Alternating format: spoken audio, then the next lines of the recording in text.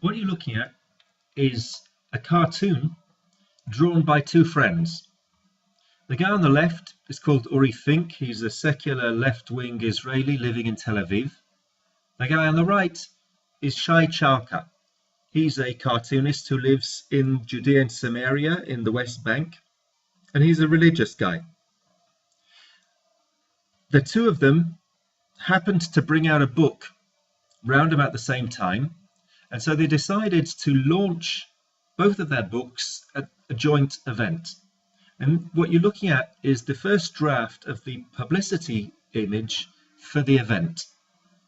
And what you have is this cute little thing that on the right, the Shai Chalka character with the tongue coming out of his mouth, Shai Chalka character is trying to draw his friend into looking like a settler.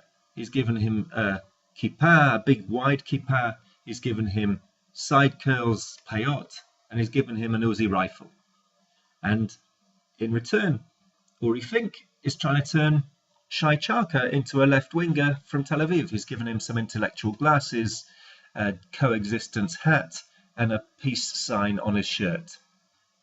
Now, when we met with Shai Chalka, he explained to us something very interesting. What we're looking at right now is the first draft of the image, where there are lines underneath their feet. There are lines underneath the feet of Uri Fink, and there are lines underneath the feet of Shai Chalka.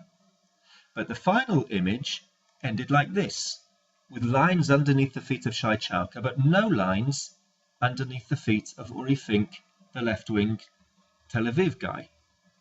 And Shai Chalka explains this by saying that he cannot imagine ever drawing himself without showing himself connected to a piece of land. He cannot imagine describing his identity in image without connecting his identity to a particular place. Whereas he sees a left-winger as somebody who sees his or her identity as complete, irrespective of whether or not they're connected to a particular piece of land. As far as Chalka is concerned, if he were to draw himself like this, standing in the air, it would be no better representation of him than if you were to draw a picture of him without delineating the line for his nose. And so we asked him, when speaking to him with a group of educators from San Francisco, we said, well, if you see yourself as standing on land and you see the Israeli left-winger as not standing on the land, how would you draw a Jew living outside of Israel? And he got up and drew this image of Maus. His suggestion was very much along the lines of Art Spiegelman in the Holocaust graphic novel Maus, that Jews in the diaspora are like a mouse. They live in a hole.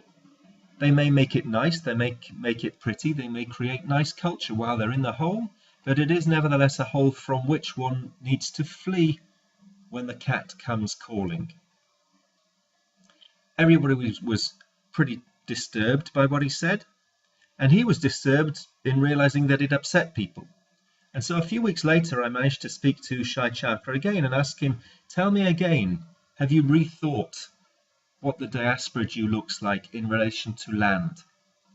And he got up and he drew a fiddler on the roof.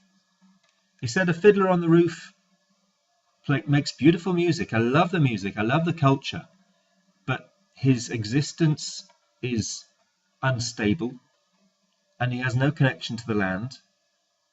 And he, Shai Chalka, is very clearly hinting at the clouds coming out of the chimney. He's hinting at Holocaust.